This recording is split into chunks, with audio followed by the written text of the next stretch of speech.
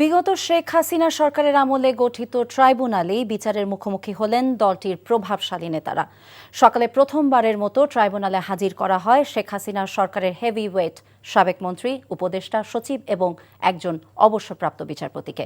এই দিন 5 আসামির পক্ষে শুনানি করতে এসে রাষ্ট্রের গুরুত্বপূর্ণ পদে আসীন হচ্ছেন এমন খবরে শুনানি থেকে বিরত থাকেন সিনিয়র অ্যাডভোকেট এহসানুল হক সমাজি।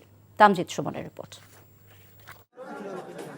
সোমবার সকাল 10:15টায় নারায়ণগঞ্জ কারাগার থেকে প্রিজন ভ্যানে করে আন্তর্জাতিক অপরাধ ট্রাইব্যুনালে আনা হয় সাবেক মন্ত্রী গোলাম দস্তগীর গাজীকে। এর পরপরই কাশিমপুর কারাগার থেকে আনা হয় শেখ হাসিনা সরকারের প্রভাবশালী মন্ত্রী দীপু মনিকে।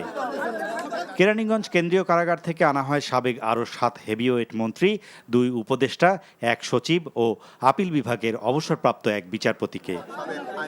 আওয়ামী লীগ সরকারের এই প্রভাবশালী মন্ত্রী উপদেষ্টাদের আইনজীবী কে হচ্ছেন তা নিয়ে আগ্রহ ছিল জনমনে।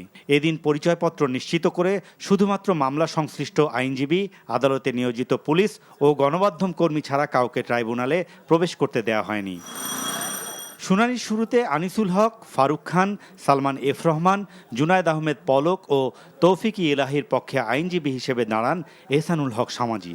তবে এহসানুল হক সমাজি রাষ্ট্রীয় গুরুত্বপূর্ণ পদে দায়িত্ব পেতে যাচ্ছেন চিফ প্রসিকিউটরের দেয়া এমন তথ্যে আসামি পক্ষের বক্তব্য উপস্থাপন থেকে বিরত থাকেন তিনি।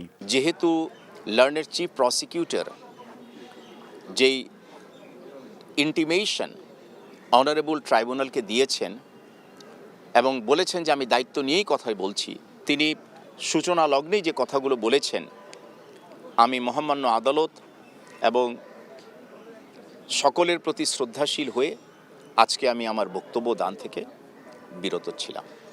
পরে মামলার প্রয়োজনীয় নথি চেয়ে আবেদন করেন আসামি পক্ষের কয়েকজন আইনজীবী। অভিযোগের কপি আসামিদেরকে ওয়ারেন্ট এক্সিকিউশনের সময় অথবা পরে প্রদান করা যাইতে পারে। উক্ত এলিগেশনের কপি প্রদান করা হয়নি। মাননীয় ট্রাইব্যুনাল মৌখিকভাবে বলে দিয়েছেন যে আদেশের এলিগেশনের কপি আপনাদের 2 জন আসামি সহ অন্যান্য আসামিদেরও প্রদান করা হইবে। শুনানি শেষে পরিবারের সদস্য ও নিজেদের নিয়োগ দেয়া আইনজীবীদের সাথে সাক্ষাৎ শেষে কারাগারে পাঠানো হয় অভিযুক্তদের। Tamjid Suman, NTV news, Dhaka. টাকা চুরির জন্য যদি আমার গলায় জুতার মালা পরাইতে হয়, তাহলে আমার শালীর সাথে প্রতারণা করার জন্য তোর ফাঁসি হবে। দুলা ভাই, আপনার তো ঘর জামাই বইলা একটা পরিচয় আছে, আমার তো তাও নাই।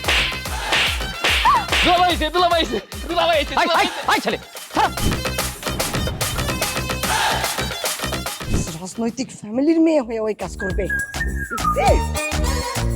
যারে পাবো আরে পিটাবো, রক্তের নেশায় ধরতে, রক্তের নেশায়, কাঁচা রক্তের নেশায় ধরতে। তোমার এই পলিটিক্স আমার বাম পকেটে থাকে। পাতুদের বউরে ঝামেলা পাকাই। এই বেটাই, আমি তখন বিয়ে করিনি। এবার 2টার আমি গুলি করে মারু। মাসুদরা কোনোদিন ভালো হয় না। আপনার পোশাক আশাক দেখে কিন্তু আপনার তালুকদার বংশের লোক মনে হয় না আব্বা, আপনার মনে হয় যে আপনি ফকির বংশের লোক।